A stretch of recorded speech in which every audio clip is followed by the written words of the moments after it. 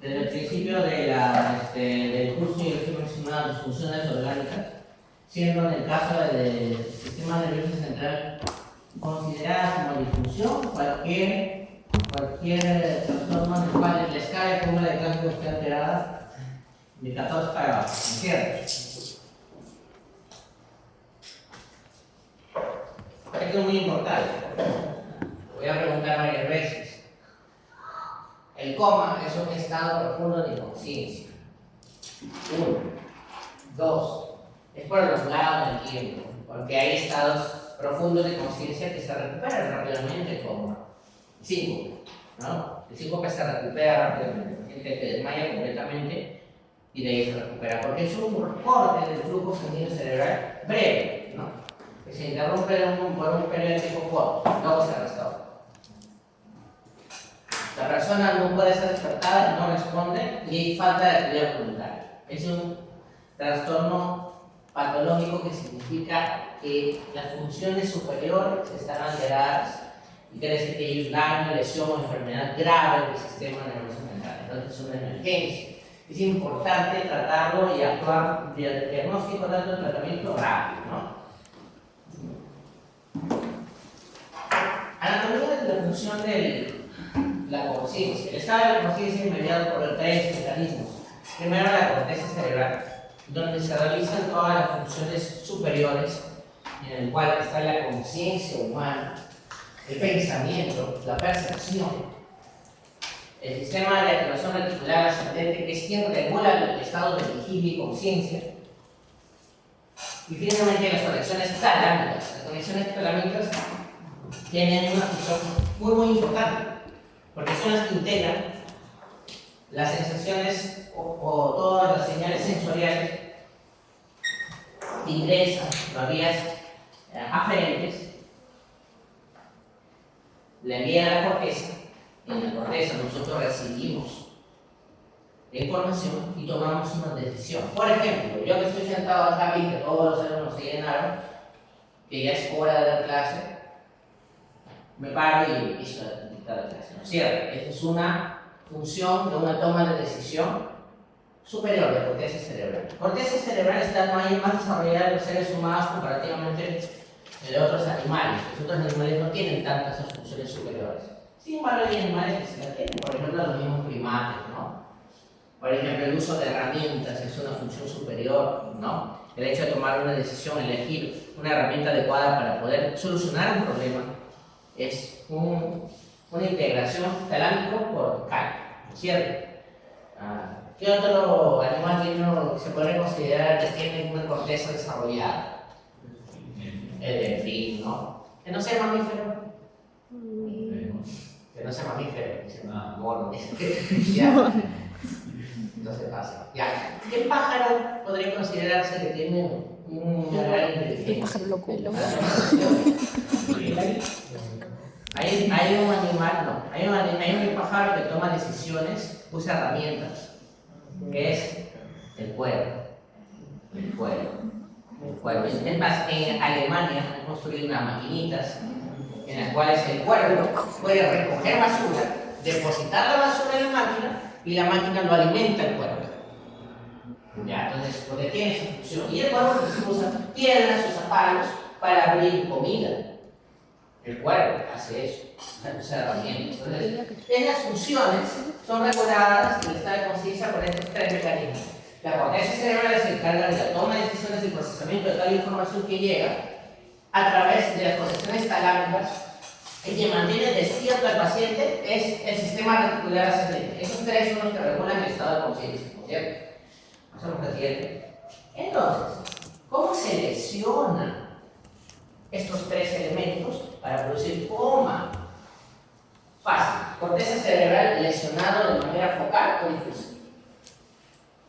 No. Por ejemplo, golpe de la cabeza. Es una lesión de corteza cerebral directa. Una hemorragia en corteza cerebral, ¿no es cierto? Entonces va a producir un desequilibrio, una isquemia, y va a ser incapaz para la generación de la conciencia y de la toma de decisiones, ¿no? Alguna cosa que altere la corteza, sea una hipoxia, sea un tumor, un infarto, una hemorragia, puede causar ¿Cómo? ¿Cierto? Facilito. Disfunción del sistema de activación reticular ascendente. Ahora, ¿dónde está ese sistema de reticular ascendente? Está en el tronco cerebral. Entonces, un infarto, una hemorragia del tronco cerebral va a producir coma.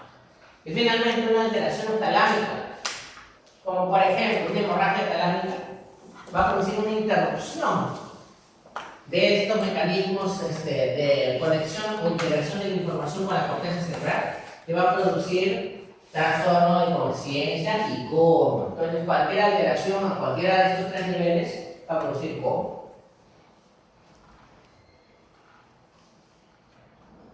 Entonces, ¿qué causas podrían causar el coma? Fácil, un traumatismo, lo que mencioné al principio, que tengo en la cabeza, ¿no es cierto? Daño directo o a la corteza o al tronco cerebral, ¿no es cierto? Un accidente cerebrovascular tanto isquémico como hemorrágico, ¿no? Puede producir.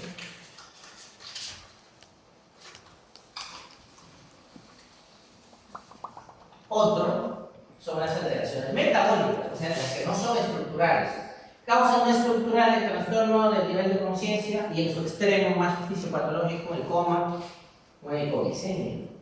¿No? ¿Cuánto se considera hipoglicemia? ¿Por debajo de cuánto? De 65. Muy bien. Entonces hay una triada de hipoglicemia. Esta triada está caracterizada por hipoglicemia, por disautonomías, que en su mayoría es sudoración profusa, alteración del estado de conciencia, y cuando usted le da glucosa el paciente se recupera, ¿no? Esa es una triada que siempre les van a preguntar, ¿no? ¿Triada de qué es? ¿El nombre? ¿De?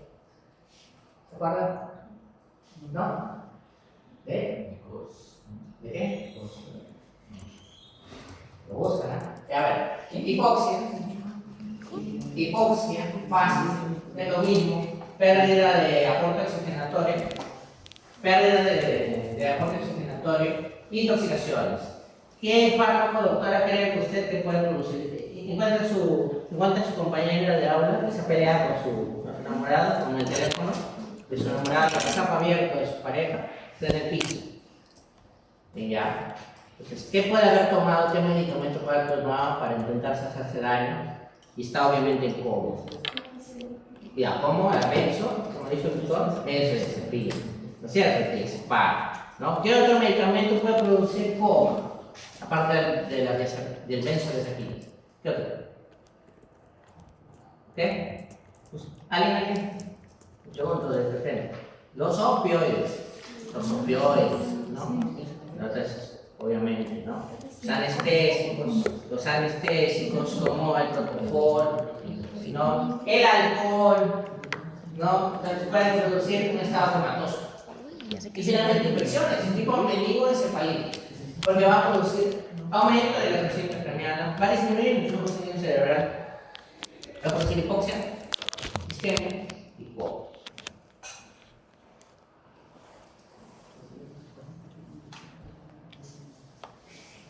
Un traumatismo cráneoencefálico puede producir una lesión focal, que es simplemente una hemorragia en una zona, ¿no? Ya sea epidural, subdural, intracerebral, que puede comprimir estructuras vecinas y producir coma. Pero también existe lo que se llama lesión axonal difusa.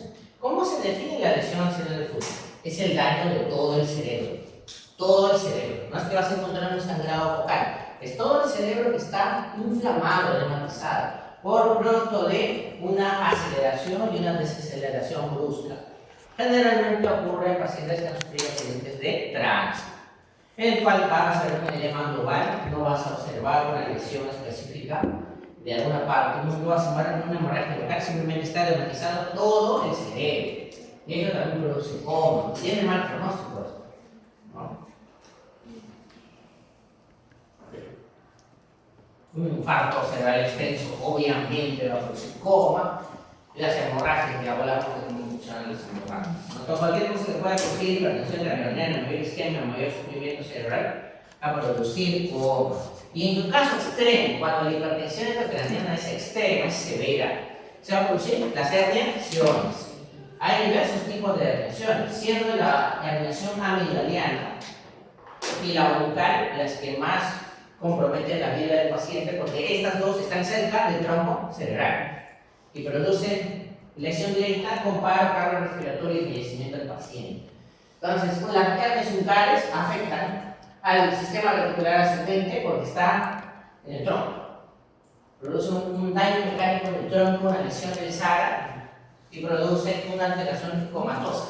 Y la hernia tonsilar es cuando todo el contenido del tronco se escapa por el agujero magno y y lamentablemente produce paro cardiorrespiratorio, coma y fallecimiento del paciente. Imágenes. Acá hay una imagen bien sencillita. Acá se ven los tres tipos de herniación. Esta es la bucal, el uncus, la tonsilar, dice tonsilar o amigdaliana, porque esta es la amígdala del cerebro, ¿cierto? Ya se compriman estructuras, se hernia esta zona, se lesiona el centro cerebral para estar respiratorio como mejor, ¿cierto? Acá produce también por obesidad, también lesión de lo que es, viene siendo todo el sistema reticular ascendente por obesidad, puede haber lesión talámica, y en la herniación subfalciana, que es arriba, va a haber daño de corteza cerebral. Entonces, hay diferentes tipos de herniaciones. La más peligrosa es esta de acá, la que produce paro cardiorrespiratorio, ¿no? La herniación tonsilar, ¿no? Que es esa de acá. Tenemos la 3, que es la subfalciana, en la cual un contenido del hemisferio cerebral migra al otro lado y atraviesa la hoz del cerebro. Por eso se llama herniación subfalciana, porque falcium es la hoz del cerebro, ¿no? Luego están las transtentoriales, las uncales, las transtentoriales ascendentes, las transcavitarias, que es cuando, por ejemplo, hay una fractura o un defecto de continuidad en el cráneo, o puede ser relacionada al mismo tratamiento. Los pacientes que tienen un edema cerebral con presión intracraniana elevada, se les hace una craneotomía descompresiva y se les saca un pedacito del cráneo y por ahí se va a herniar, naturalmente, una parte de la masa encefálica, pero vamos a salvar la vida del paciente porque va a descomprimir todo el sistema y va a bajar la presión intracraniana, va a bajar, ¿cierto?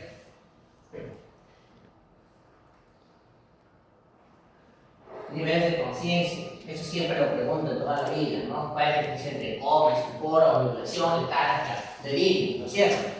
El delirio es un estado en el cual el paciente está completamente despierto, está alerta, pero no está conectado con su entorno, tiene un trastorno de contenido. ¿Qué quiere decir? No entiende cuando se le hable, no es capaz de obedecer órdenes, está confundido, no sabe dónde está, no sabe qué acción tomar, pero está despierto, ¿no? El paciente delirante, por ejemplo, es aquel que ve cosas, escucha cosas, siente que lo persiguen, quiere pegar a la gente, está combativo, no entiende razón, pero está completamente despierto. Ese es el delirio o confusión. Luego está la letargia, en el que el paciente tiende al sueño, pero es fácilmente estimulable. Tú lo tocas y se despierta inmediatamente, fácilmente estimulable.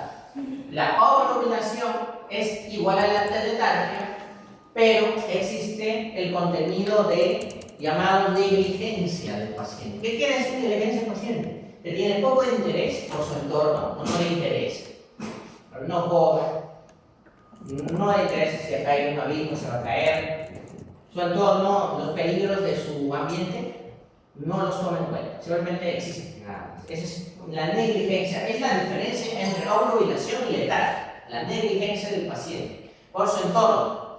¿Ya? El estupor es un estado de inconsciencia en el cual el paciente tiende al sueño y se necesita un estímulo fuerte para poder despertar, pero el paciente llega a despertarse con ese estímulo fuerte, ¿no? Sacudirlo, estimularlo dolorosamente fuerte al paciente, se va a llegar a despertar. Esa es la diferencia entre letargia y estupor, porque en la letargia solo se necesita un estímulo moderado para despertar y despertar fácilmente. En cambio acá, con mucha dificultad, despierta. Y en el coma no hay respuesta alguna a los estímulos. No se despierta para nada, con ningún estímulo. Esta es nuestra escala de coma de Glasgow, el cual el extremo de 3 puntos podría llamarse coma, ¿cierto? Porque no hay respuesta. ¿no? Y los demás son los estados comatosos. Por eso, cuando uno habla de alteración del nivel de conciencia, es un término muy amplio. La alteración del nivel de conciencia puede ser un delirio o puede ser coma. Hay que ser más específicos a la hora de referirse al estado de conciencia alterado del paciente. ¿Cómo ocurre el coma por sustancias metabólicas? Hipoglicemia es muy sencillo, falta de aporte energético. Si tú no le das azúcar al cerebro, se muere, es muy sensible. Bastan unos minutos que no reciban nutrición adecuada, oxígeno adecuado, hipoxia, y empieza a haber daño celular. Se habla de la reanimación cardiopulmonar, que si el paciente tú tardas más de 10 minutos, ya no hay recuperabilidad de daño cerebral. Porque ese es el tiempo que te puede tolerar el cerebro sin recibir oxígeno, ¿cierto?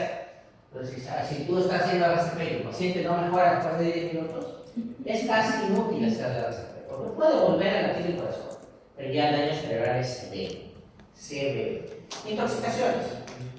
Depresión del sistema nervioso central por los medicamentos que hablamos. Benzodiazepinas, anestésicos, entre los cuales está el propofol, los barbitúricos, ¿no? Entonces puede producir intoxicación y va a producir coma.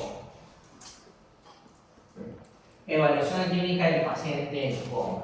Historia clínica es muy importante, el examen físico. Puede ser desde un golpe en la cabeza, un ACV hemorrágico espontáneo no asociado a un golpe en la cabeza, hasta una intoxicación por algún medicamento o un problema metabólico como una hipoglicemia. Trastornos del sodio también están presentes en esto. Una hipergluconatremia cosa. Valorar el gas, porque naturalmente nuestra tomografía es súper sencillo para ver si hay una lesión estructural, si hay edema cerebral, ¿cierto? Si hay sangrado, si hay infarto. El análisis de sangre más que todo para ver si hay una infección, intoxicación, para ver los electrolitos del paciente, cómo está. No, lo bueno es que la glucosa se puede medir fácilmente con una glucosa periférica, con una máquina pequeña, eso nos permite tener resultados rápidos. Y finalmente la función lumbar, si tenemos un paciente con tratado sensorio más signos meningios, ¿no es cierto? Manejo. Obviamente, si el paciente tiene un largo de 8 para abajo, intubación, ¿no es cierto? Fácil. Manejo hemodinámico, mantenerlo con una buena presión arterial, no bajar la presión agresivamente, si está una hipertensión severa, darle glucosa si tiene hipoglicemia, darle oxígeno si está hipóxico, asegurar que esté intubándolo, ¿no? Y obviamente si tiene un ACV, el tratamiento que necesite, una intervención quirúrgica, monitor, medicamentos para poder reabsorber el edema y monitorear, tiene que estar hospitalizado. No se olviden desde que comenzamos el curso de fisiopatología, todo paciente que tenga disfunción orgánica tiene que ser hospitalizado. Entonces, sistema nervioso central, largo de 14 para abajo, hospitalización inmediata, ¿cierto? Hospitalización inmediata. Monitoreo neurológico, entonces debe estar monitorizado. Porque le preguntan, yo me acuerdo cuando yo era residente, el doctor preguntaba, no teníamos un paciente delicado, un paciente de ginecología. ¿Qué tratamiento le das a este paciente? Tiene reclamos. Lleno de los monitoreo. Monitoreo es un término muy amplio. ¿Y qué sabes lo que le dijo el doctor al interno? ¿Monitoreo con qué monitor? ¿Samsung o Sony? Monitoreo quiere decir controlar las funciones vitales e ir viendo cómo va la evolución, una especie de curva. Si va para arriba, va para abajo, pero hacer algo al respecto, ¿no? Ver la causa mientras está conectado el paciente al monitor o evaluado por la enfermera, darle un tratamiento adecuado, porque el tiempo es oro. En estos pacientes el pronóstico depende de cuánto tiempo debe durar el coma hasta que le des tratamiento, porque las células neuronales no tienen capacidad de regeneración, ¿no es cierto? Y depende de si es reversible, ¿no? Obviamente no vas a incorporar una hipoglicemia con un NM o neoplasia metastásica del cerebro. ¿Cuál se va a recuperar? No vas a esperar. Y encima si es intratable, el tumor cerebral que tiene, no se puede hacer. Síndromes convulsivos es el último tema de la unidad del sistema nervioso central, la fisiopatología. Y aquí, más que todo, vamos a hablar de los mecanismos en los cuales se generan estos estímulos eléctricos anormales, ¿no es cierto?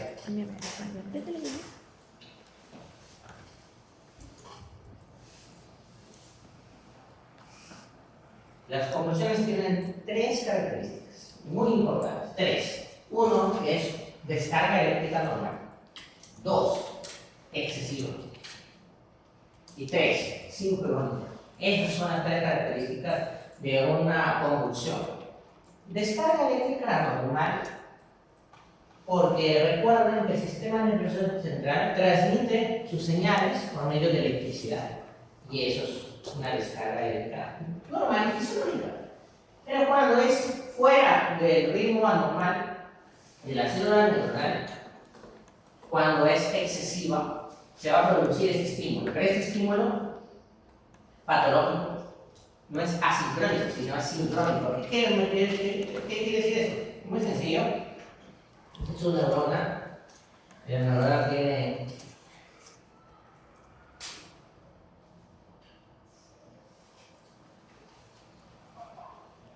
múltiples pajitas, ¿no es cierto? O axones. Y obviamente, eso está comunicado con otro igual, y otro con otro igual, con otro igual. ¿Qué quiere decir? Que si este se estimula y produce un estímulo eléctrico anormal, va a conducir a su vecino y el otro a su vecino y así sucesivamente, produciendo un estímulo sincrónico entre todo ese grupo de neuronas. Al mismo tiempo van a liberar electricidad y por ello van a producir estos movimientos anormales en los pacientitos, que vienen siendo las convulsiones. Entonces, ¿qué consecuencias va a tener eso? Movimientos anormales, alteración del estado de conciencia y fenómenos sensoriales.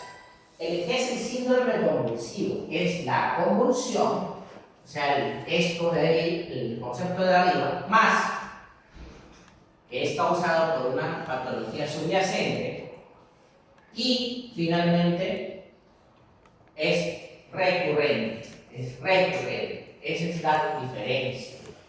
¿Ya? Entonces pueden ser alteraciones estructurales, metabólicas y todo eso.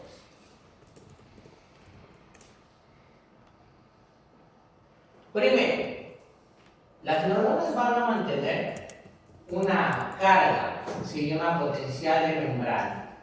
El potencial de membrana es una diferencial. Ustedes saben que normalmente las células tienen una carga neutra, ¿no es cierto? Hay una cantidad igual de cationes y de anions. Pero las células que se encargan de enviar un potencial eléctrico lo que hacen es generar artificialmente una gradiente de carga. Y esa gradiente de carga se libera hacia la célula siguiente. Ejemplo, neurona. Otro ejemplo, otra célula que haga eso. El cardiomiocito, ¿cierto? El cardiomiocito, que es el músculo cardíaco, ¿no es cierto? Entonces, esos son los que liberan potencial de acción, ¿no es cierto? A través de la bomba sodio-potasio es capaz de generar este diferencial de acción y cuando ya llega un umbral excitatorio, libera esa carga a la célula vecina y así se transmite el impulso nervioso, ¿no es cierto? Muy sencillo. ¿Ya? Luego, ya vamos a hablar de la potencial de acción y hay sustancias que son neurotransmisores tanto excitatorios como inhibitorios. Ya hemos hablado de eso en la primera clase. Algún excitatorio, ¿cuál es? El glutamato. El glutamato, muy bien. El espartato, el glutamato. Y el GABA es todo lo contrario, es inhibitorio. Entonces, por raciocinio, cualquier alteración de la bomba de sodio-potasio, de la carga, del potencial de acción o del umbral, cualquier alteración de los excitatorios, que sería una sobreexpresión de mecanismos excitatorios, ¿no? De glutamato, por ejemplo, o una inhibición de los mecanismos inhibitorios, una disminución de la capacidad del GABA, va a producir convulsiones. Punto, ¿no? Bien sencillo, ¿no? Mecanismos. Entonces, la hiperexcitabilidad neuronal es un aumento en la predisposición de las neuronas para poder generar su potencial de acción de manera inapropiada y descontrolada. Puede haber alteraciones en los canales iónicos mutaciones en los canales de sodio y potasio, por ejemplo, que pueden llevar a despolarización prolongada o inadecuada, ¿cierto? Alteraciones en la sinapsis, disminución del GABA, aumento del glutamato, que pueden desequilibrar esta relación que en situaciones fisiológicas evita que se envíe de manera excesiva un impulso nervioso. Van a haber descargas sincrónicas o generalizadas, lo que significa que el grupo o región específica del cerebro va a emitir o descargar de manera sincrónica y a base generalizada, propagando a todos sus vecinos de manera controlada. ¿Ya? Y finalmente, la capacidad de propagación quiere decir que en una región focal se puede probar hasta cierto punto en un área determinada este impulso nervioso. Y cuando ya es excesivo se convierte en generalizado. Ahora, ¿cuál es la diferencia entre una convulsión focal y generalizada? Como su mismo nombre lo dice, una convulsión focal es un estímulo eléctrico anormal en una sola zona del cerebro. Y generalizada es en todo el cerebro. Punto. ¿Cierto? Y por ello vamos a tener diferentes síntomas, ¿no? Entonces, factores genéticos. Hay canalopatías, quiere decir que hay mutaciones de las bombas de sodio y potasio que van a producir una generación de potencial de acción alterado. Puede haber defectos en los receptores de los neurotransmisores, por ejemplo, hay una enfermedad en la cual el receptor GABA-A está alterado y eso aumenta la excitabilidad neuronal, porque el GABA controla la excitabilidad. También pueden haber alteraciones en la plasticidad sináptica. Recuerden que les mencioné que las neuronas no se regeneran, ¿no es cierto? Entonces, ¿qué pasa, por ejemplo, si, tienes un paciente pediátrico que ha hecho un accidente cerebrovascular hemorrágico, ¿no? Por una malformación? Y ha perdido naturalmente toda esa zona que sangró, ha producido isquemia, inflamación y muerte cerebral. Toda esta zona que queda vacía, vacante, donde las neuronas, un grupo neuronal ha muerto, no es que sea reemplazada por nuevas neuronas, sino que las neuronas vecinas compensan generando más conexiones, ¿no es cierto? Esa es la plasticidad.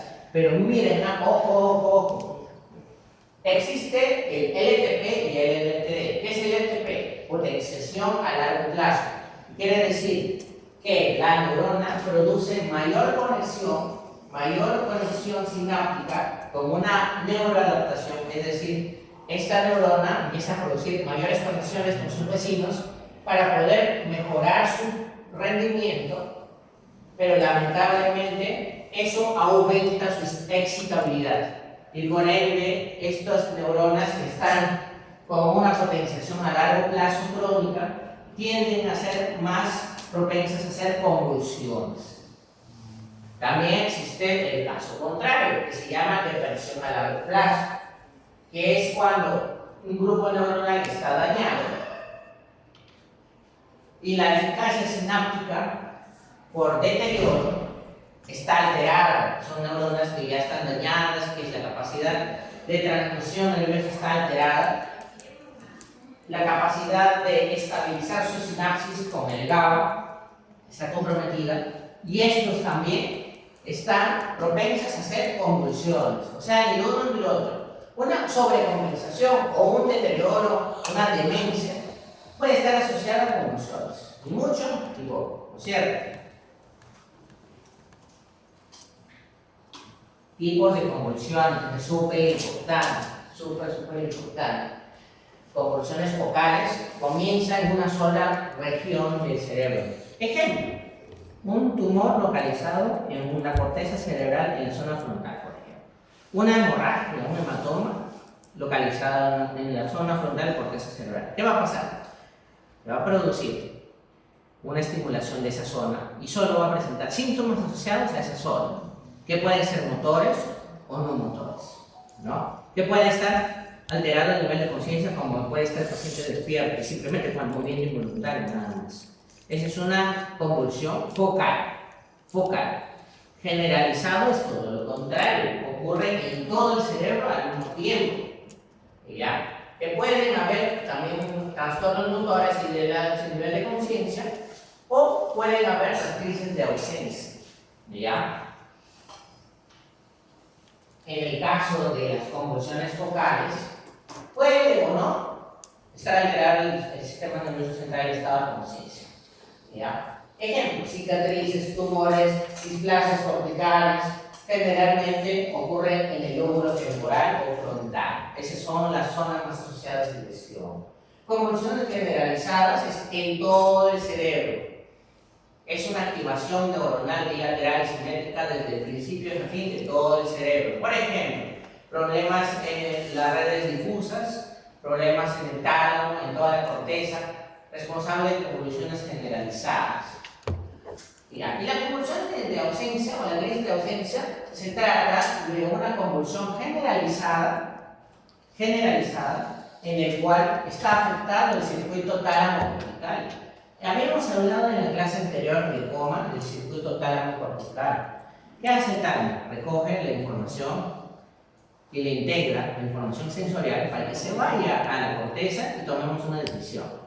Entonces yo, que estoy sentado y es hora de dictar la clase, estoy sentado acá, ¿cierto? Veo que se llenan y llegan todos los alumnos, pero de la nada mi sistema tálamo-cortical presenta un estímulo eléctrico anormal. ¿Qué va a pasar conmigo? Me voy a quedar así. No voy a hacer movimientos involuntarios, simplemente me voy a desconectar del entorno y no voy a ser capaz de tomar una decisión por un periodo de tiempo, hasta que pase la tormenta eléctrica anormal. Y a eso se le llama crisis de ausencia.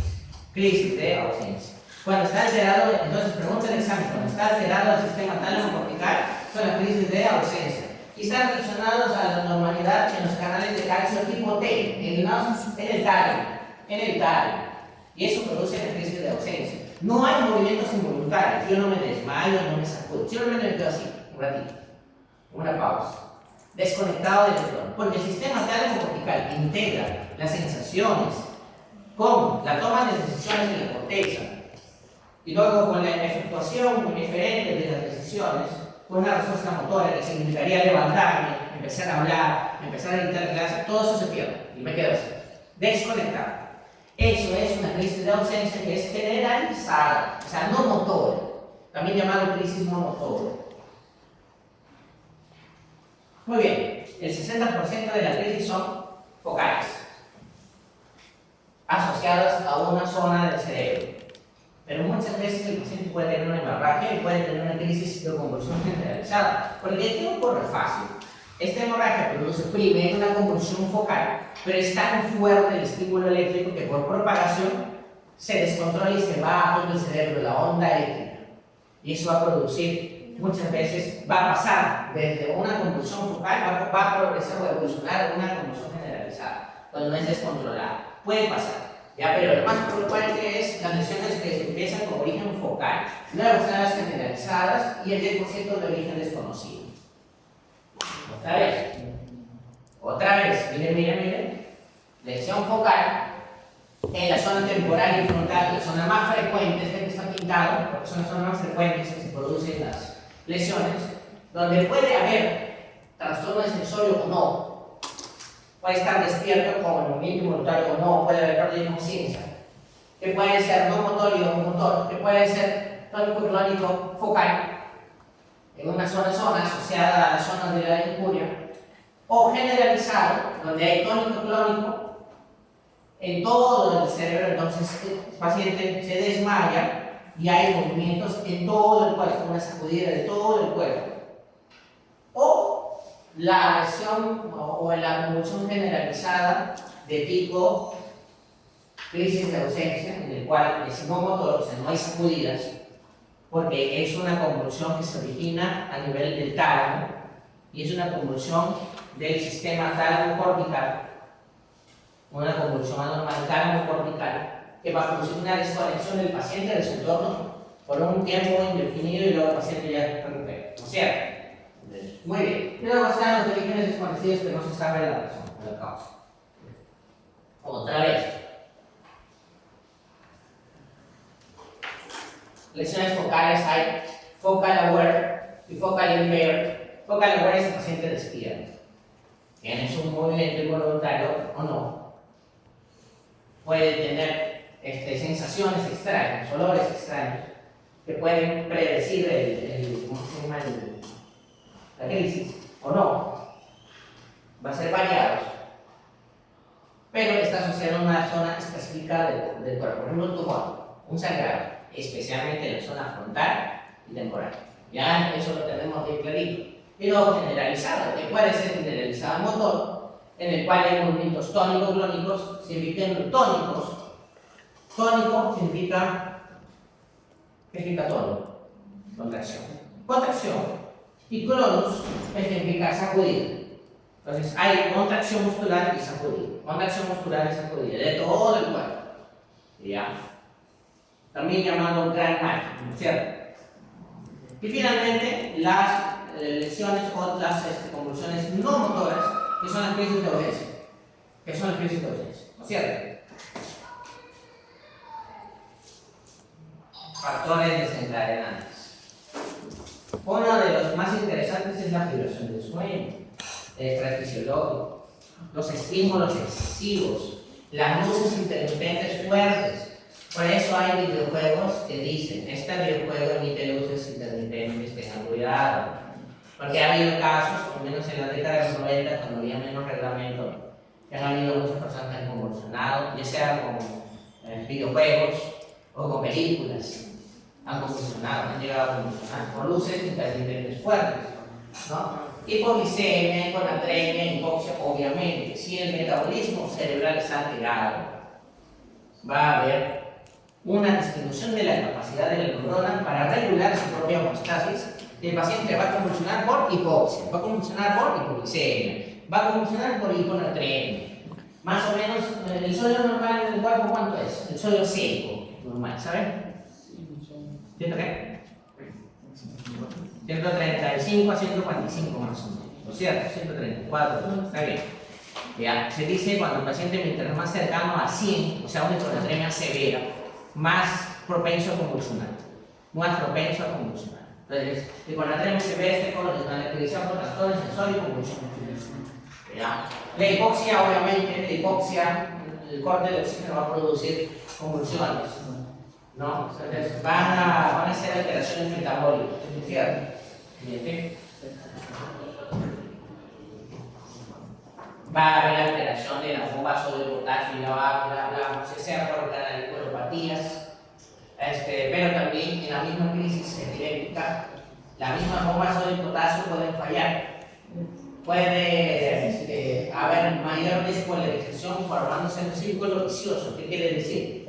Se altera el potencial eléctrico. Las células pierden capacidad, se lesionan, pierden capacidad de controlar su homeostasis, de controlar sus transportadores de sodio y potasio. Y eso hace que pierdan o disminuyan el umbral para que sea más fácil que se exciten. Y como están bajo un estímulo eléctrico, van a convulsionar. Entonces, eso va a producir convulsiones provocadas en cadena. ¿Cierto?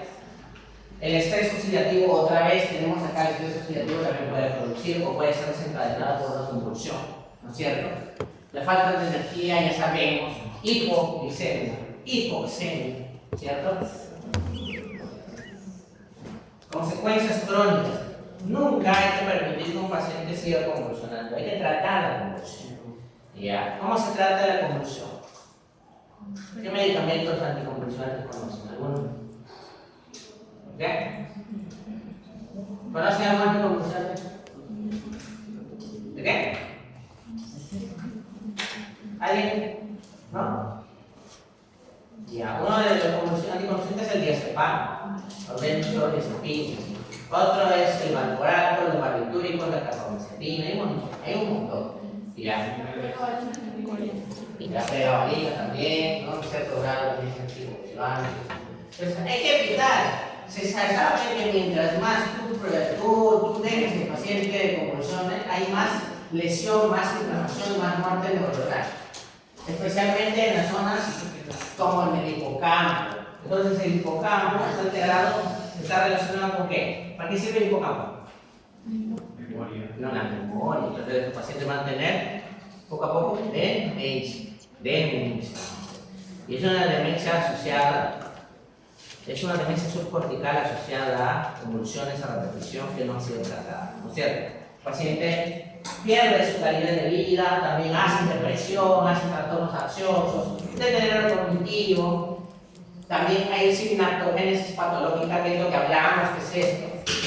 Al morirse las neuronas por la convulsión, el resto de neuronas empiezan a hacer nuevas conexiones. Y algunas de esas conexiones se vuelven anómalas. Y eso hace que sean las pocas que han sobrevivido más sensibles a hacer convulsión. O sea, es un círculo vicioso. Este es el tratamiento, un montón. Acá se ve eléctrica, acetambre, gabalina, gabapentina, topiramato, valproato, fenobarbital, la morfina, fenitoína, los índices de fixación. Tiene un montón de tratamientos.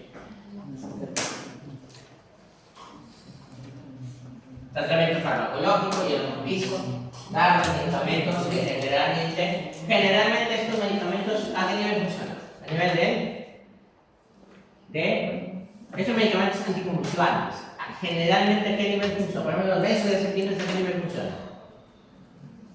¿A nivel de qué?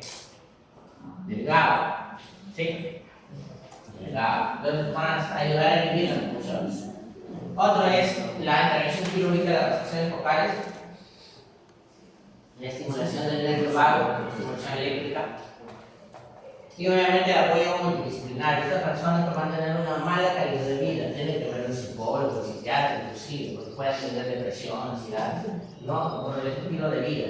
Pueden hacer complicaciones relacionadas a sus convulsiones, ¿no? Cada vez que convulsiones se pueden respirar, pueden hacer traumatismos encefalocraneanos, se pueden golpear la cabeza, se pueden mover la lengua, entonces van a hacer lesiones traumáticas también. Muy bien, eso sería todo. Y ya, no se olvide el grupo de seminario que le toca. Creo que es en la aula del costado. Y ya con ese grupo se termina el seminario. Yo cuelgo el grupo de preguntas en el grupo de Telegram. Y de ahí van a venir algunas preguntas en el examen de todas maneras. ¿Ya? Eso sería todo.